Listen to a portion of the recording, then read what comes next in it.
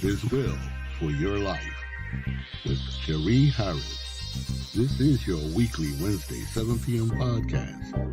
For I know the plans I have for you, declares the Lord. Plans to prosper you and not to harm you. Plans to give you hope and a future. Jeremiah 29:11. Informative, hot topics, testimonies, interviews, along with your weekly guests and more. And now here's your host, Cherie Harris.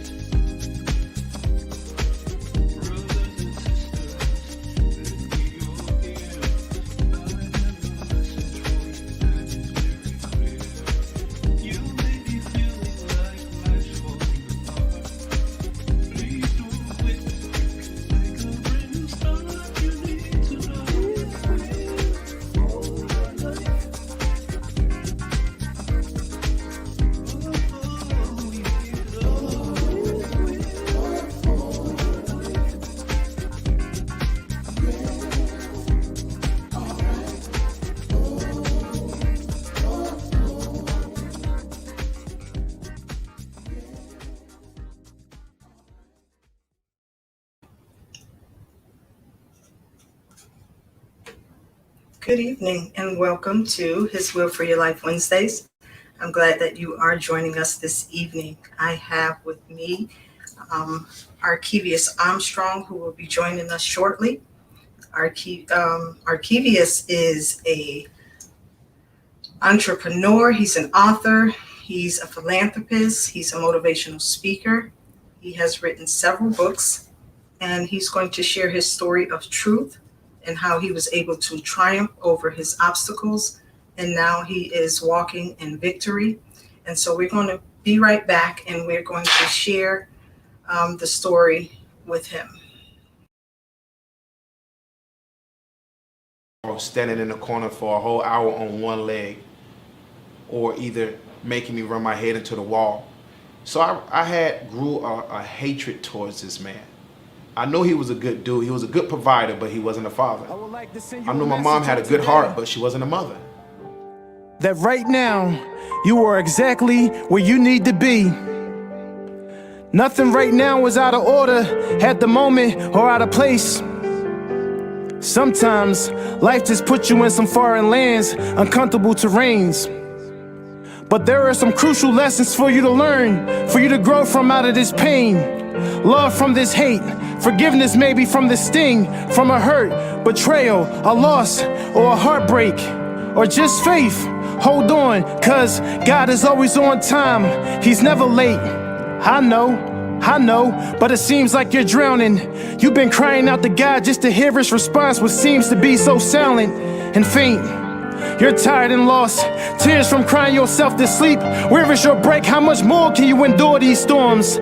Seems too great, and no one else seems to have anything going on. You're looking for some way to escape this pain. The torment from your thoughts have you. Welcome back, and now joining me is Arkevious Armstrong. How are you today, sir? I'm great. Let me know. Can you hear me real good? I can hear you well. Awesome. I am doing wonderful. Thanks for having me. Yes, thank you for saying yes. So there was a little video clip that you were sharing. You want to start off with that? Yes, that was actually filmed, I want to say about 5 years ago. That was my first documentary. I wanted to share a piece of my journey as a young kid. You know, a lot of things that I experienced, a lot of things that I went through, a lot of things that I had to overcome. I wanted to put it on a film. I wanted to be able to share my story, my journey with more people around the world. So what that little clip was is the beautiful thing about that clip was it was shot in my old hometown and at the house that I grew up at. So the part where the house, the steps, that was a house that I grew up. My grandma used to take care of me. She raised me. Okay. And the young man is crazy because I met him at an event, and when I met him, like, I was blown away because I was like, dude, you look just like me when I was younger. Yes. And so, you know what I mean? So at the time that I met that young man, God had put it in my spirit that, you know what I mean, to film a documentary, a small film documentary, which you can actually find on YouTube, and it's called the Fight Through. That's the title of that documentary. And I think when I saw him, I was like, "You're gonna play." Literally, I said that to him. I said, "Where's your parents at?" You know, he's 13 on that film, so he was like 11. So that was like 2 years prior before I saw him. And he showed me his mom. I said, "Listen, I'm going to be filming a documentary. I don't know when, but I know it. But I want your son to play me as a young man." And he did an amazing job. He never acted.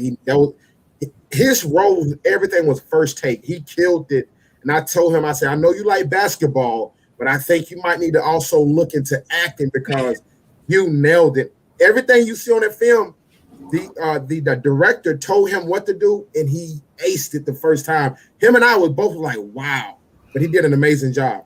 Yes, he actually did. And so speaking of that little boy, I have a photo of you. I have a photo of you, and I want you to tell us about this. Okay. Oh man. That was Arkevious, aka Kevis, aka bad as HELL. I was bad, but be that it may, at that age I had been through a lot. You know, it's crazy because you know how people ask you that question. If you can have that one conversation with the younger you, what would you say to your younger you? And I would always look at that picture and say, if I could have that one conversation, I would tell him, stand firm, stand strong. It's going to be all right. You know, I had been molested countless of times around the age of 10. I want to say like 4 times. I was beaten by my father, been through foster homes and group homes already before the age of 10. So at that age, you know, I was dealing with a lot of trauma because I have already been through experienced a lot of things like from molestation, from physical abuse, from mental abuse, and you know what I mean, witnessing the things that happened to my mom, as far as her being in and out the system, and you know, not understanding that everything that I was experiencing was the reason why I was having behavior issues, trust issues.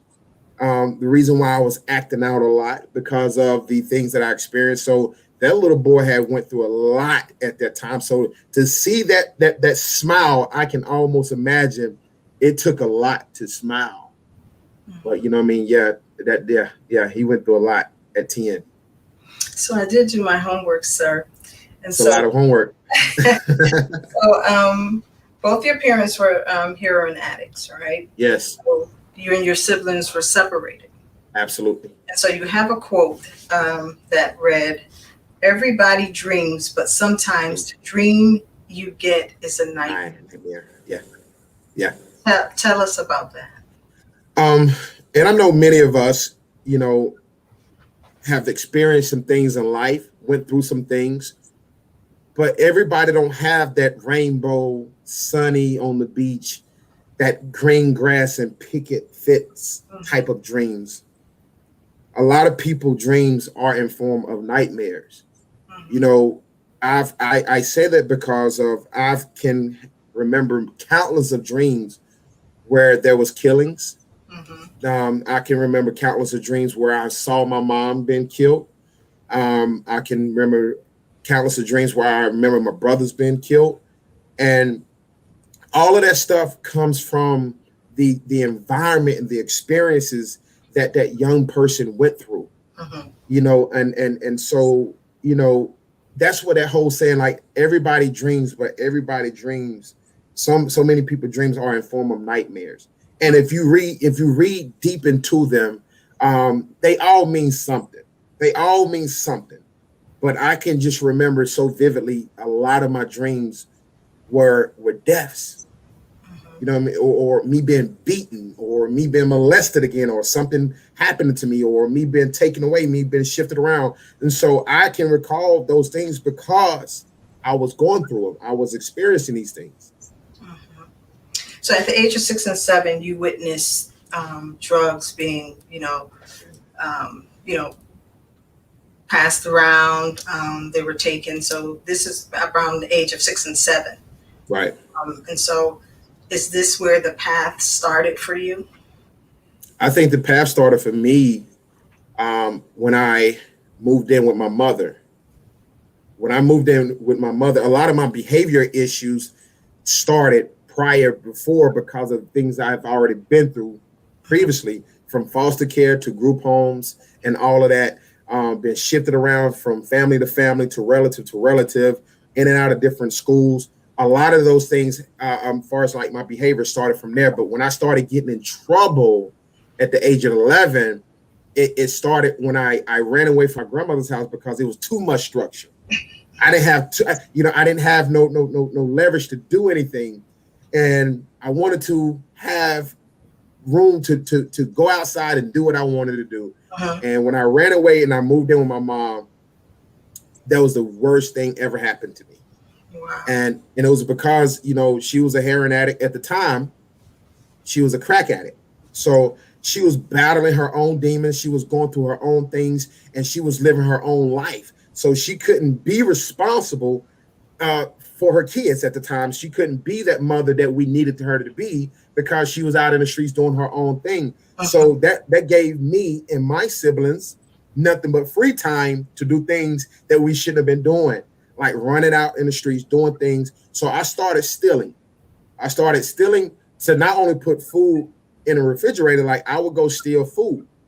And I was taught at an early age by my father, who later committed suicide, he'll put my sister on one end of the grocery aisle and myself on the other end of the grocery aisle. And we was a lookout person while he stuffed meats in his pants. But I can say he done that to feed us. So even though we was taught subconsciously how to shoplift, not even he not even realizing what he was doing, he was planting in us. I picked that habit up, and it just got worse from me stealing out of stores, me stealing. I couldn't have the latest clothes, so I would go to the mall. I would steal clothes. Uh-huh. You know what I mean? All of these things just start just building up, and it just got worse. It got worse. I started smoking cigarettes. I started smoking weed by the age of 12. By the age of 13, I was already smoking weed, alcohol, and mixing cocaine and weed together by the age of 13. And by the age of 13, again, like I said, it just once you continue to do something, it does not get better, it gets worse. And without supervision, without structure, without discipline, without someone's telling me, like, listen, you're not going to do this because you can't tell me what I shouldn't do when you're out here doing wrong yourself. And so I was facing 24 years of life at 13 years old for attempted murder charge. And at the time, my mom, I didn't have that person who I can be held accountable for it. So I didn't have that person who I can look up to. I didn't have that person who I say, no, what, I can't do this because I would disappoint XYZ. I didn't have that around me. I grew up around drug addicts and drug dealers. You know what I mean? I grew up and I saw people shooting up in their arms. I saw people partying. I saw people get shot. And I'm witnessing my brother shoot my other brother 5 times. I was 12 years old when over drugs. He shot him 5 times. I saw my brother put a gun to my other brother head when I was 12. So this is the environment and the things that I witnessed on a day-to-day basis. So it was just like I became so traumatized, also desensitized to this stuff that I didn't even realize it was causing the damage in my life. So let's go back to that 12-year-old boy who was making, who was making between $200 and $300 per day, working in a dope house. Yeah. So how did you get there? And it's crazy because I just got a letter from my brother. Matter of fact, it's right here. I just got a letter from my brother yesterday. He's in federal prison. He's been there for 20 years. He got 30 years. But he was the one introduced me to the drug game. Uh-huh. He was the one at the early age of 7, 8, 9 years old. I used to hide his guns for. And so by 12 years old, he used to give me crack cocaine, put me in a crack house, and I would sell it. Uh-huh. So by the age of 12, I knew how to cut it, cook it, deliver it. I knew how to do all of it. So me picking up a book to read it, it wasn't wasn't taught to me to do that. Listen, your education is not going to put food in your stomach. Your education is not going to pave the way. It's not going to provide for you. And so this thing that I was shown, I was taught, I knew this is what my life was panning out to be, and so later on, at 12, imagining your own mother coming to you to buy drugs at 12 years old.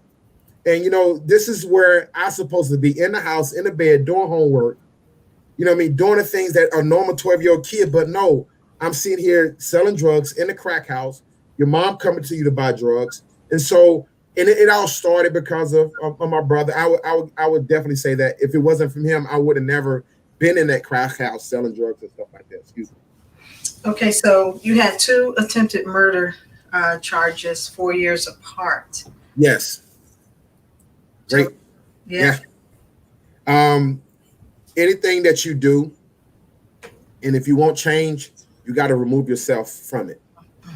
You got to remove yourself from that toxicness. You got to remove yourself from that cavity. You have to remove yourself from that cancer. And I didn't do that. I went right back to it. I went right back to the very thing that got me in the position that I was in the first place. I went right back and around the same people, around the same environment, and it was nothing but detrimental to me because I had a reputation to uphold. I had an attitude. I had a chip on my shoulder, and I had a point to prove. So at 13 years old, I was facing 24 years to life for attempted murder charge. They kept me as a juvenile. They didn't bound me over to adult court. So they ended up giving me 4 years maximum sentence. So I was released at 17. And I went back to the same neighborhood, around the same people, with the same attitude. And yes, within not even 4 years apart, I got out at 17, 2 years apart at 19 on the same street. I had another attempted murder charge where I shot somebody and in broad daylight while everybody was out there over drugs, and I was facing 35 years to life. And I signed a 10-year plea, and that's when my life changed while I was incarcerated. Okay. So that brings me to, when did you start Ark Inspire? Well, before I got to say this, before I started Ark Inspire, I gave my life to Christ before I did any of that. Awesome. I can't talk about the finish line if I can't talk about the start. And my life started when I gave my life to Christ. Awesome. That's what. So stay right there. Yes. And so, when did you accept Jesus Christ as your Savior? 2005. Okay. In Lexington, Kentucky Federal Prison. I was always asked by numerous of guys all the time. They saw something in me that I didn't see in myself. And they used to always ask me, Brother Armstrong, you need to come to Bible study. And I would say, nah, I'm good. Brother Armstrong, you need to come to Sunday service. Nah, I'm straight.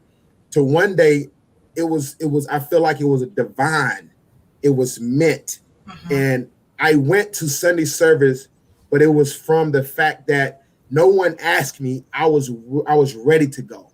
Amen. And I feel like when God needs you, he needs you in a place where you're ready to receive him.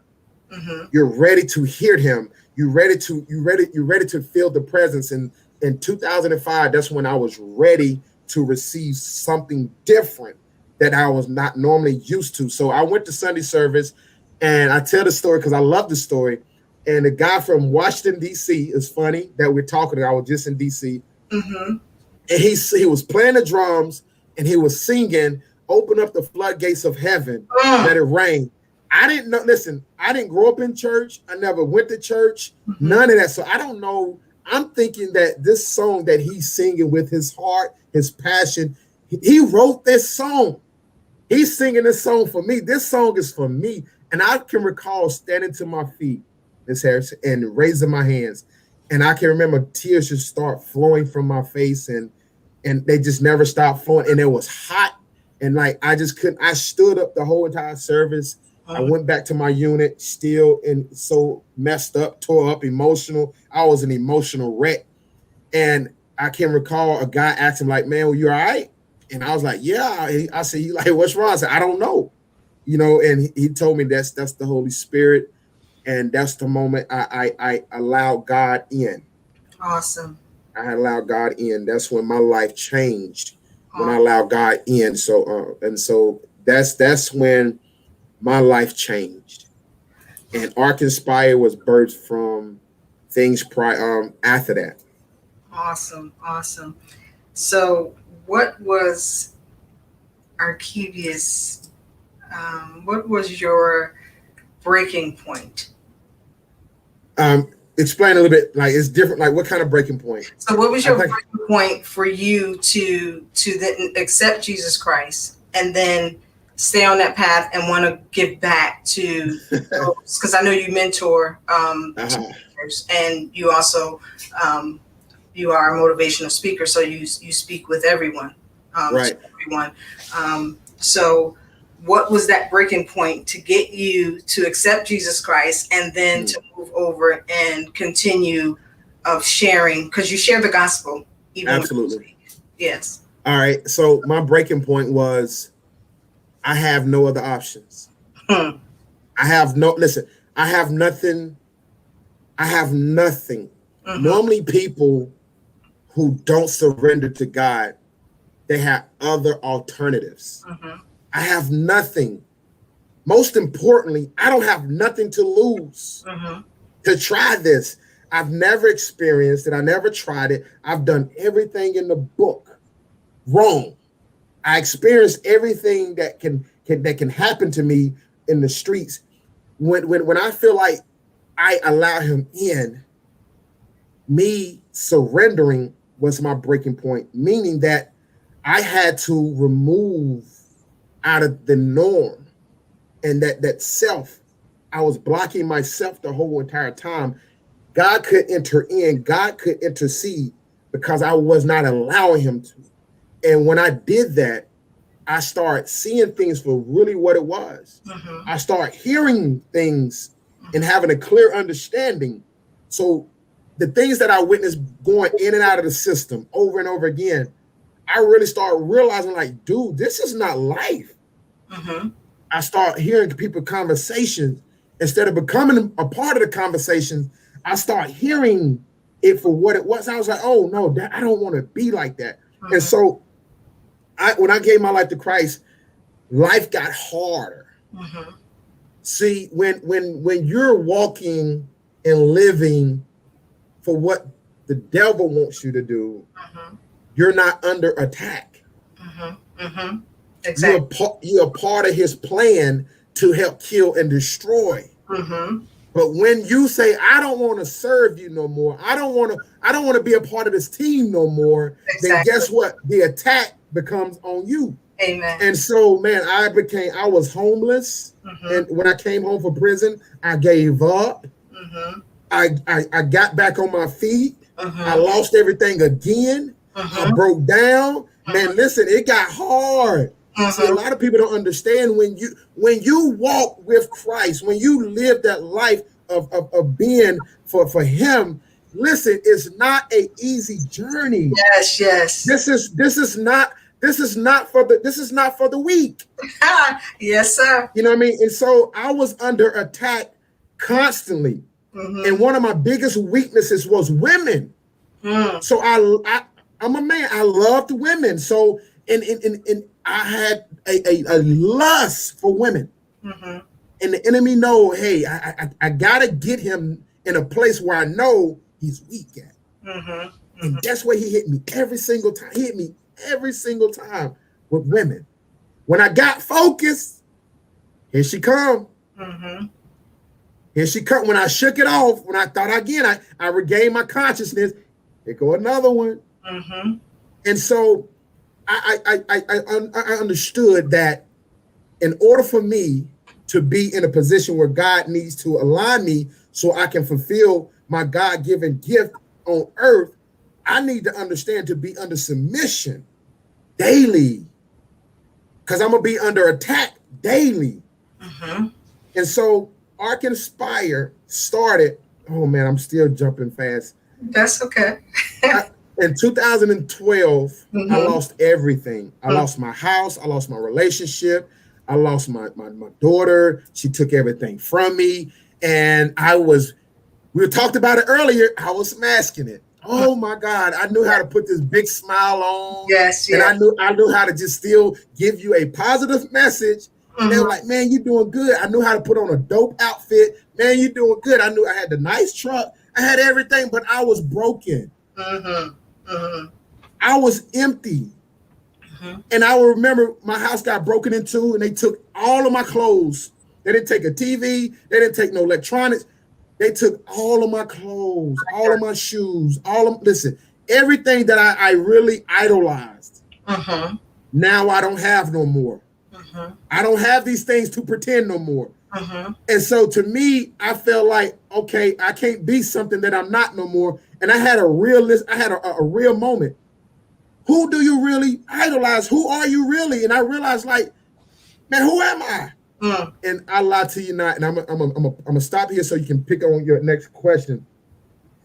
I broke down on my tub in tears, and I recall I remember that young man who gave his life to Christ, who was on fire for him, and people you was contagious when you walked in a room. People gravitated when people saw you. They saw the light. But where was that light? When I saw my own reflection in the mirror, I didn't see that same person that gave his life to Christ no more. And so I remember breaking down in tears. And I had this 4-bedroom house, nice size house, 2-car garage. It was nice. And I didn't have a piece of furniture in it. I didn't have no clothes. My house was going in foreclosure. I'm hiding my truck in the garage because they looking for it. I'm behind on that. And I broke down, I said there's two very things. I said, God, restore the relationship I used to have. I didn't say restore our relationship because, one, you never left me. I abandoned you. I walked away. I turned my back on you. Yes. And so I said, restore the relationship I used to have for you. The second thing I asked God was this. I said, rekindle the fire. Yes. My fire was not put out. It was just a flicker. So I said, restore the relationship I used to have for you and rekindle the fire that I once had. And the Bible says this, and I get worked up because I am on fire. I love my God. And when I say restore the relationship and rekindle the fire, I felt like he blew life back into me. And anytime, if you start a fire, and anybody can contest to this, anytime you start a fire, and the moment it starts going down, oxygen ignites it. Oxygen, and I feel like God blew oxygen back into me. Now, he didn't say it's going to get easier. He didn't say, okay, now that I got you back where I need you, I'm going to bless you. No. I still got to put you through this process. I still have to break you down. I still have to prune you. I still have to, listen, I got to make sure you prepared. Because I saved you when you was going through your abuse. My God. I didn't let you kill that person when you was 13. I didn't let you kill that person when you was 19. When you try to pull that trigger, it didn't go off for a reason. When the barrel was in your face, it didn't go off for a reason. I didn't let you kill yourself when you was taking those pills. When you was having those suicidal moments, I didn't let your mind win over you. So I was allowing you to go through what you was going through for a reason. Now I got you where I need you. Now I'm telling you right now that you need to be where I need you to be. And I tell people, stop asking God to bless you. Start asking God to strip you. Yes. Strip me naked. Strip me. Listen, because when we don't see him, it's because we got too much stuff around us. Come on now. Yes. You can go ahead because I get worked up. Go ahead now. Okay, so in order to bring you to this point, there had to be a forgiveness period. And so your clip, you talked about the forgiveness. And so I'm assuming that forgiveness was your mom and your dad. and also yourself. And so tell us about that forgiveness piece. When I was molested, I remember it very vividly. Everything about it. When I told myself I would never share this with anybody. I would never tell my story. I would never. There are so many people who are adults who's been molested, something has been done to you, and you're holding on to it. Yes. You're holding on to it, and it has caused you to be in positions and situations that you don't realize that it has affected. When I was molested countless of times by a 20-year-old at 7 years old, I remember that. I remember every single night. When a man told me to hold his penis in his hands at the age of 8, I remember that. When I was fondled with at the age of 9, while my mom was downstairs getting hot, I remember these things. I remember these things.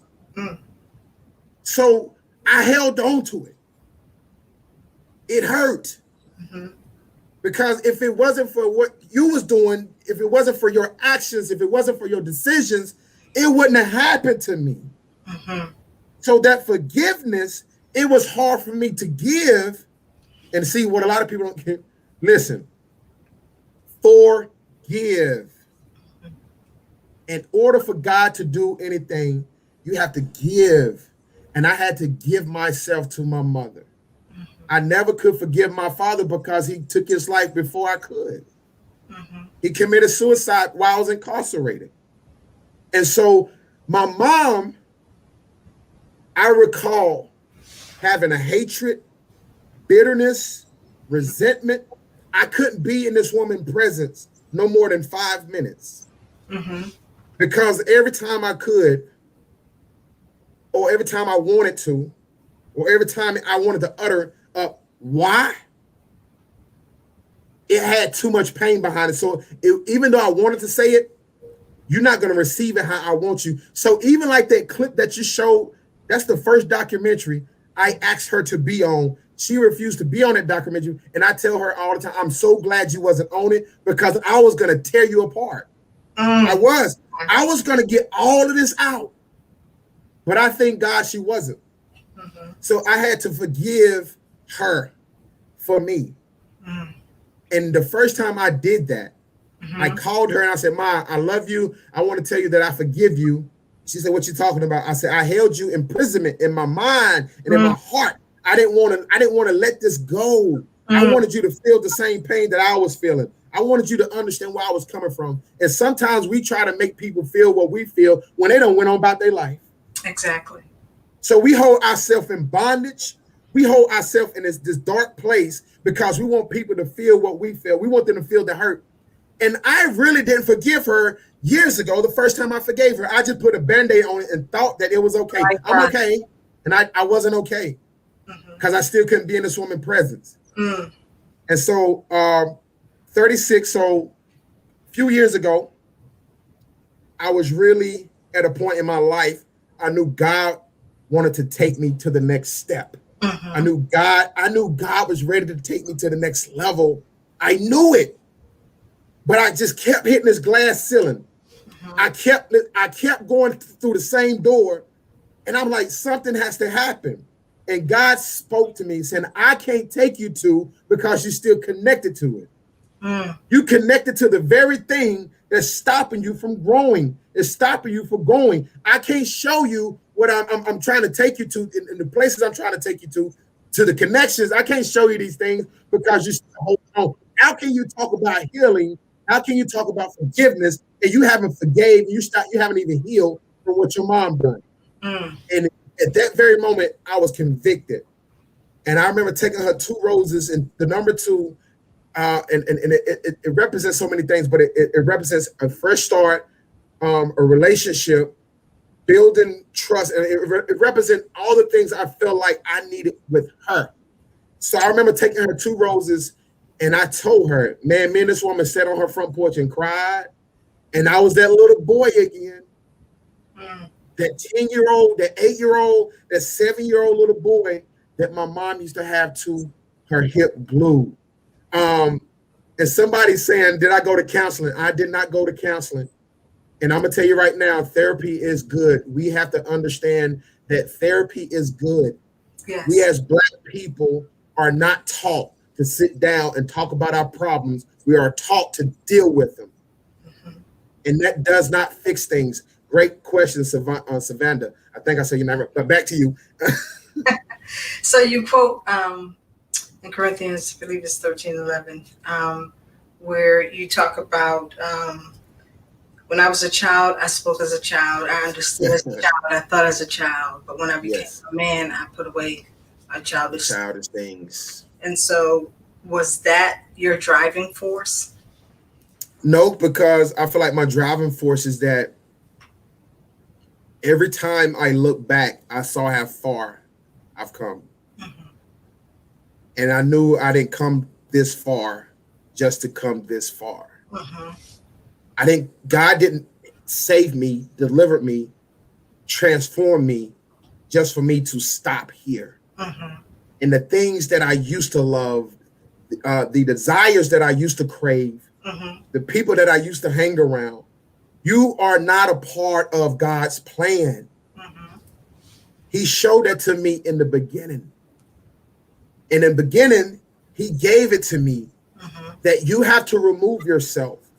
You have to disassociate yourself. You're going to have to disconnect yourself from the very things and people that kept you there, that was a part of. And so in order for me to take you to, you have to disconnect yourself from those things. Awesome.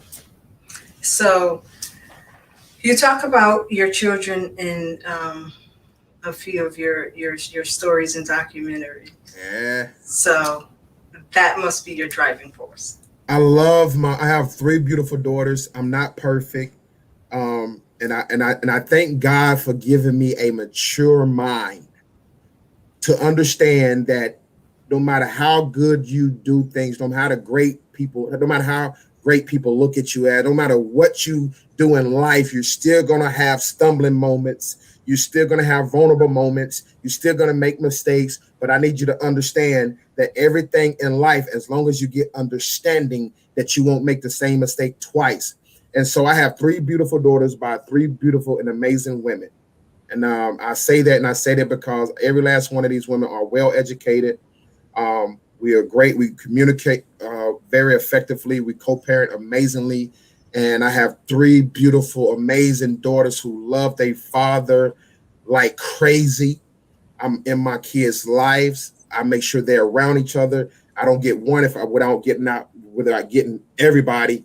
And I talk about my kids because there's a lot of men out here who don't take care. Mm-hmm. So the way I display my interaction with my kids, everything is a teachable moment, is to display to other men how important it is for men to be in their kids' lives, mm-hmm. and how it shows in them the smile, mm-hmm. the hugs, the kisses, the conversations, why it's so vital, why it's so important that you spend time with your kids. It's not about buying a t-shirt or a pair of shoes or a Barbie doll. It's about taking them to the park, taking them to go sit down and have some ice cream, taking them out to a restaurant, laughing with each other in the car. These type of things that our young women and men are missing, Black men in the community.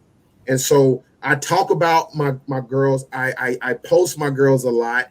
And, you know, it's not only to show, because my father wasn't in my life. Uh-huh.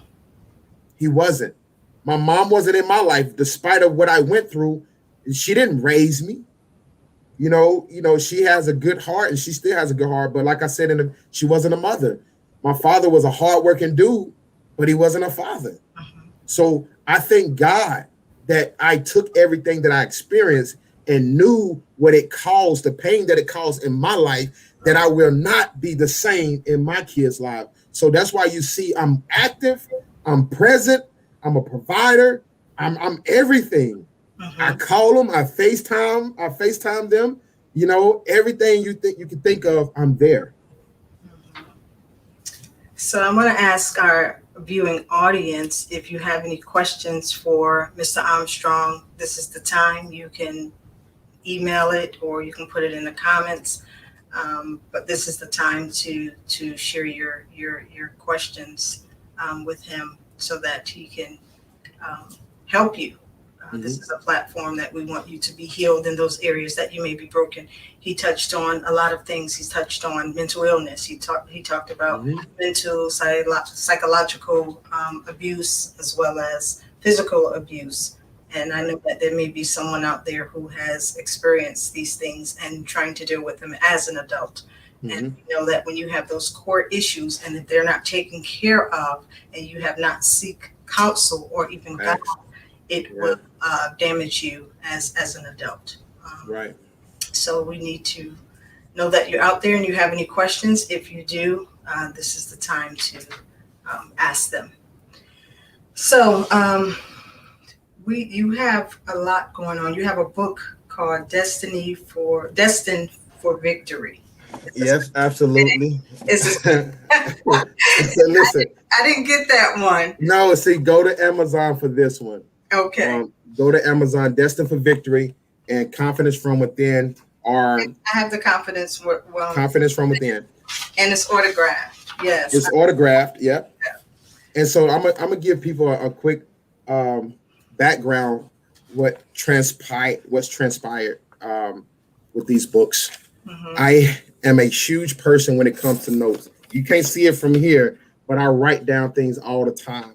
And I write down things that comes to me that's very profound, prolific, inspiring.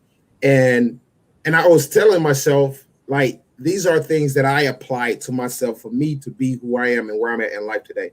And I had to understand that the things that help you can help someone else.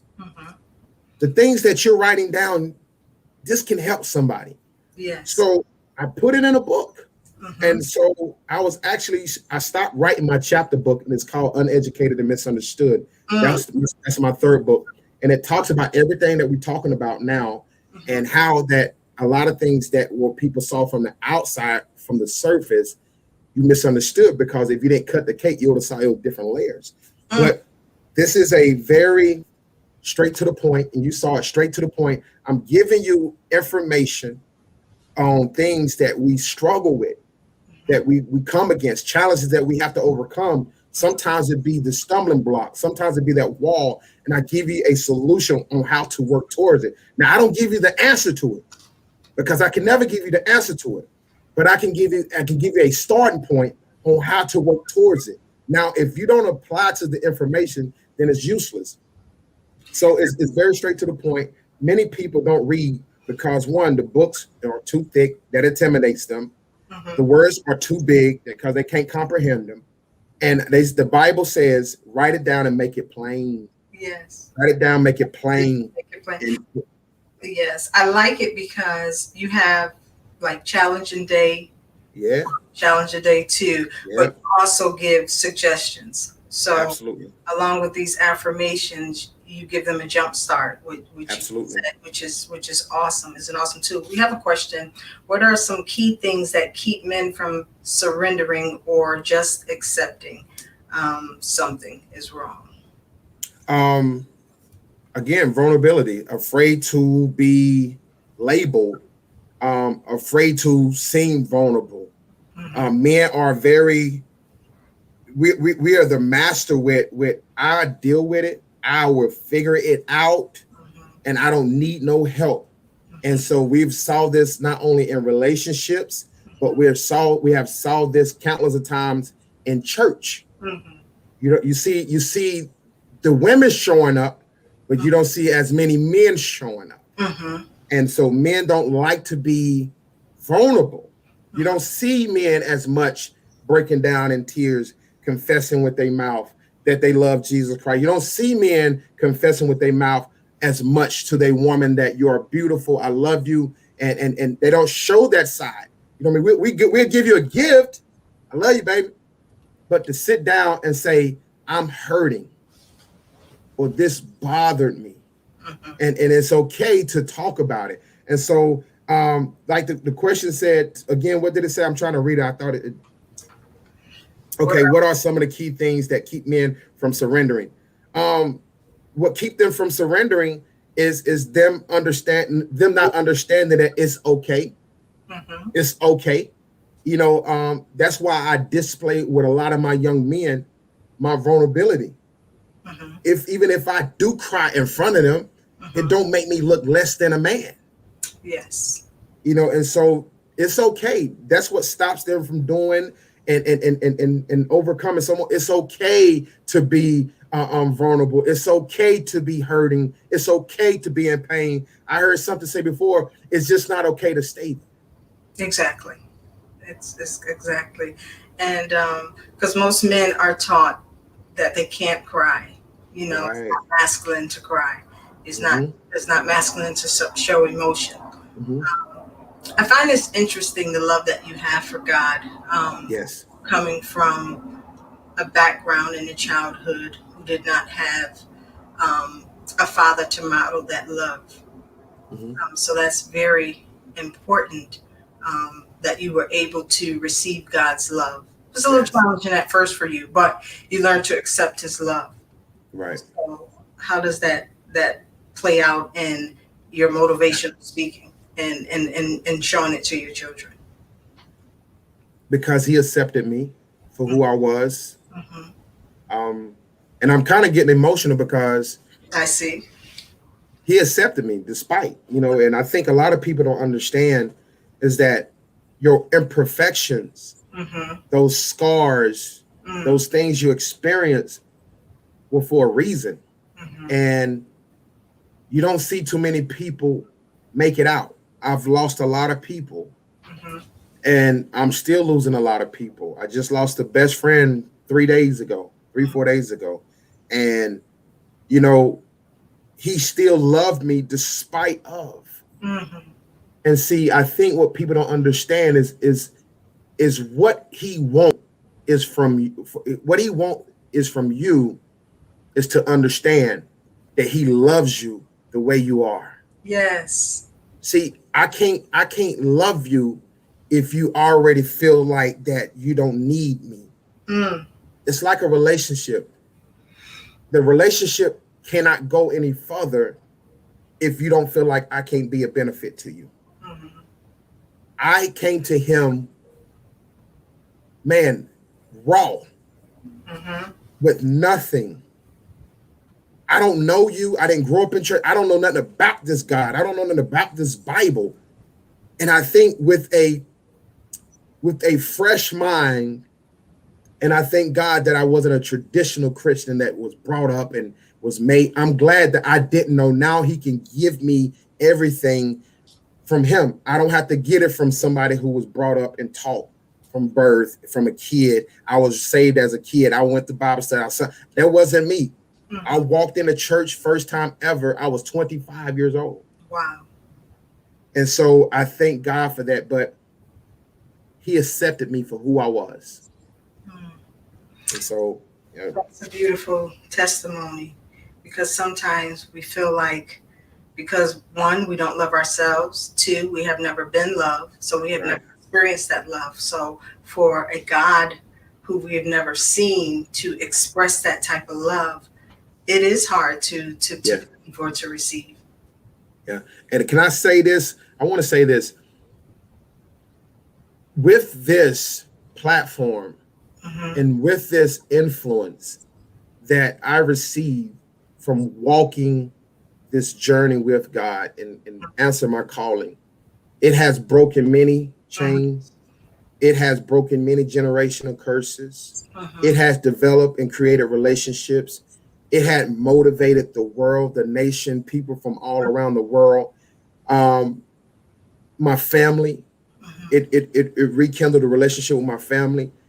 It inspired my sister to start her business. It has elevated people around me that I would have never known to be motivated to do things, because they are watching me. They're watching me do the things that I do, and was like, wow, if he can come from where he come from, experience what he experienced, overcome the challenges and the obstacles, come from where he come from, and still be in a position and on a platform he's on, how and why can I? Mm, that's awesome. So I want you to share your contact information. Okay. Um, Okay. And again, my book, Destined for Victory, is on Amazon. My both of books are Amazon as well as on Kindle. If you want to have an autographed copy, definitely go to my website, and that's www.arkinspire.com. And you ask the Ark Inspire. ARK is my first three initials of my name. And Inspire is something that I do every single day. If you want to find me on Facebook, that's Arkevious J Armstrong. I am on LinkedIn as Arkevious Armstrong. I'm on Facebook. I'm on IG, Instagram, ArkInspire81, as well as Twitter, ArkInspire17. 17 is the year I answered my calling. So if you see the 17, that's what it is. I answered my calling in 2017. Let's see. We have apparel. We got motivational posters, which you supported, and thank you so much for that. We do have apparel. I'm actually wearing one of my track suits, and as well as Polo has the Ark Inspire edition. We're coming out with some coffee as well, potential. awesome. Man, listen, let me tell you something. Matthew's 25, Yes. and it said God gave one talent, another 2, and he gave another 5. The one who gave 5 talents to, the one he gave 2 talents to, they multiplied their talent. Mm-hmm. And multiply your talent. And the one he gave 1 talent, he buried it. Mm-hmm. Too many of us who are confessing with our mouth that we trust God, that we believe God, but we try to hold on to our gifts. Mm-hmm. Too many of us are afraid to step out on faith because we too worried about what people think. We too worried about what society may think. Because I went through what I went through, no one is going to support me. No one is going to believe. People are focused on the outside and not what God has called you to do on the inside. Mm-hmm. I've took my story, my platform, and wrote books, Mm-hmm.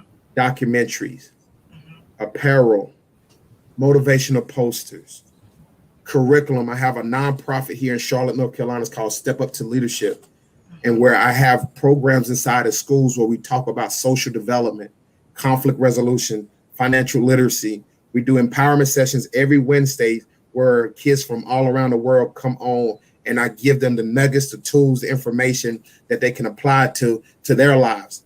Mm-hmm. I have programs inside the county jail where we try to position young men on not making the same mistakes twice and not becoming a recidivism. Well, it's actually a recidivism and rediversion program for where we set them up for success when they leave. These things, programs with the county, the police department, where we help kids to focus on conflict resolution. Mm-hmm. Everything that I'm doing, it came from the things I went through.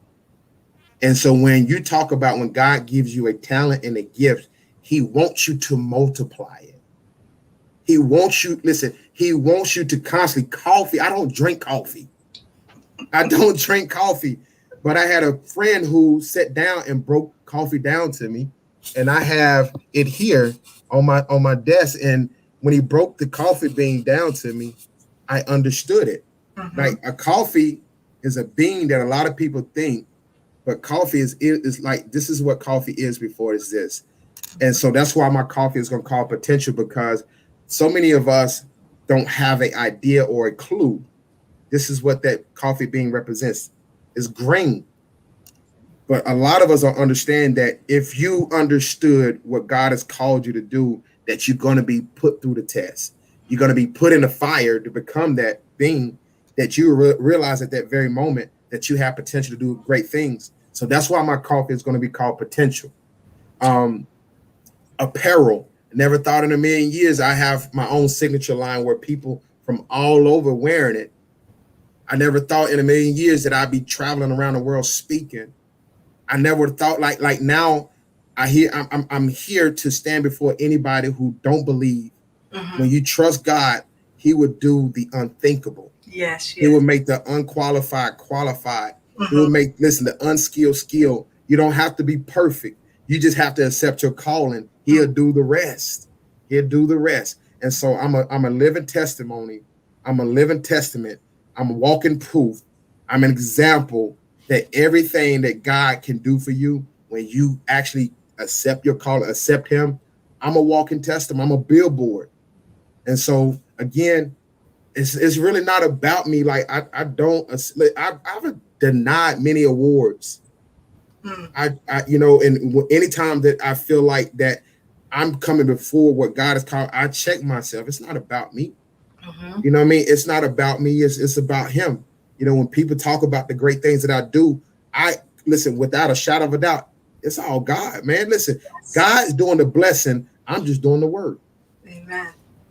Amen. That is wonderful. So for those who are watching and didn't get a chance to write this down, we will make sure that it is in the feed. So when this is replayed, that you will have the information to get in contact with him. We don't have enough time for him to share all that he does and what he's doing.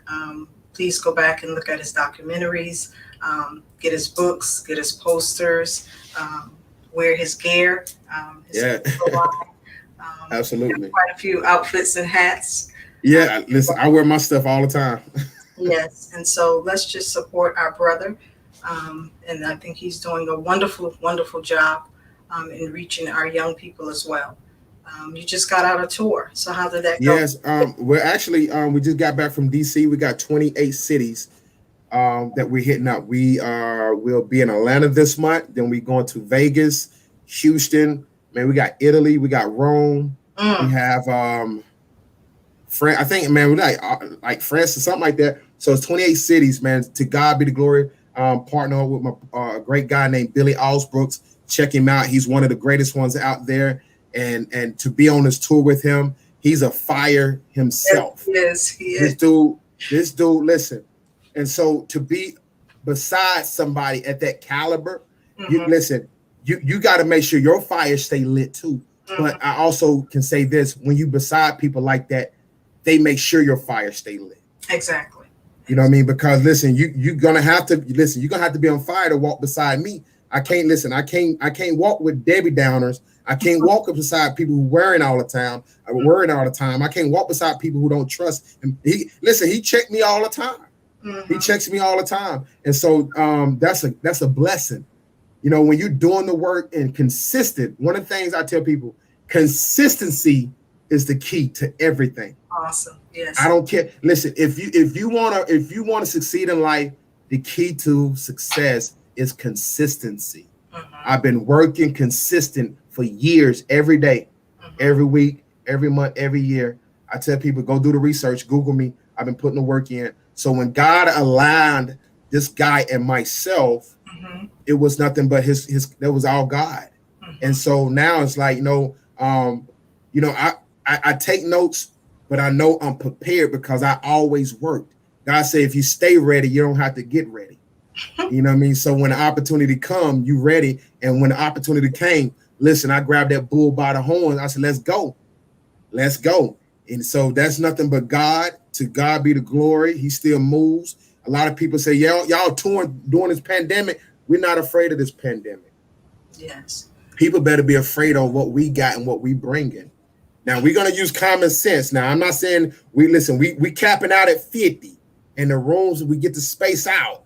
But at the same time, if we continue to live in fear, we cannot show the people the power God holds. And so we have to get out of that fear. We can't serve faith and fear at the same time. Amen. Amen. So in closing out with our topic, whatever you lost, God will restore. So close us out on that. Oh man, listen, whatever you lost, God will restore. Whatever you've been through, it was for a reason. Whatever you had to overcome, it was for a purpose. Your process is trying to align you. Your process is trying to teach you. Your process is trying to position you. Your process is there to set you up for success. And God has already called it out, set it up, and positioned it for you. I don't need you to focus on your challenges. I don't need you to focus on your obstacles. I don't need you to focus on what you've been through. I need you to focus on where God is taking you. God has got you in a position to do some great things. You have a calling on your life. You have a gift. You have a talent. You have something special. And it's not for you to hold on to it, but I need you to release, let go, and overcome and forgive all of those things that you've been through in life. I need you to let go of those things that's causing you to be bitter. I need you to let go of all those things that's causing you to be in pain. It has caused you nothing but agony. It has caused you to be stuck where you're at today, because God said the moment you let go, that's the moment I can have you plateau. See, I'm telling you, God can take you to levels you never would have thought in a million years. God can allow you to go through doors that you never would have thought were open for you. God would cause you to have opportunities that you yourself couldn't have had done for yourself, because we serve a God of all things and everything. When you trust him, it's possible. It's possible. The moment you forgive, the moment you start to heal, the moment you let go is the moment you start to grow. And I want you to understand that I say this after everything that I say. Nothing changed till something changed. Something has to change in your life in order for you to change. Something has to change in your life in order for you to grow. Something has to change in order for you to have. I don't care what it is that you need to change. It must change. And so stay blessed, stay inspired, and always trust God. Awesome. Awesome. Awesome. We enjoyed you this evening, and we hope that you will come back and visit us again. I'm quite sure you're going to be requested back. It seemed like someone who has been on our platform for these last 6 weeks have been requested back. Okay. So I believe that you will. Hey, let's do it. Yes. I told you in the beginning, when we talked the first time, is just let me know. God don't do things. Nothing is by mistake. Nothing is by accident. Everything that God do is our responsibility and our maturity to understand that was for a purpose. Yes. Now, what you do with that opportunity is completely up to us. Yes. Well, this is it. If there are any questions, any prayer requests, you can submit those now. Any more questions before we log off? We thank you for being with us again this week. We hope that you'll be back next week. We have a panel discussion, so it will be 6 of us speaking on the subject, Can I Just Be Real? And so we hope that you'll be a part of that discussion. I'm looking forward to next week, actually, and the panelists, they are as well. So I'm looking forward to what God is going to do. I thank you so much for being transparent, for opening up yourself and telling your truth. It was a blessing. I'm encouraged. Always. And I hope that the others who are listening and watching, I hope that they are encouraged and blessed as well. Absolutely. We're going to close out. We thank you again for watching. Mr. Armstrong, hold tight, and we'll be right back. Okay.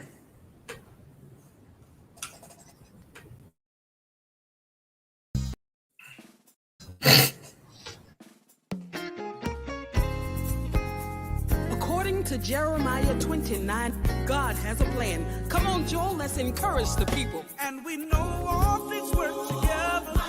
Please join Cherie and her special guest again next week for another riveting and informative segment of His Will for Your Life podcast.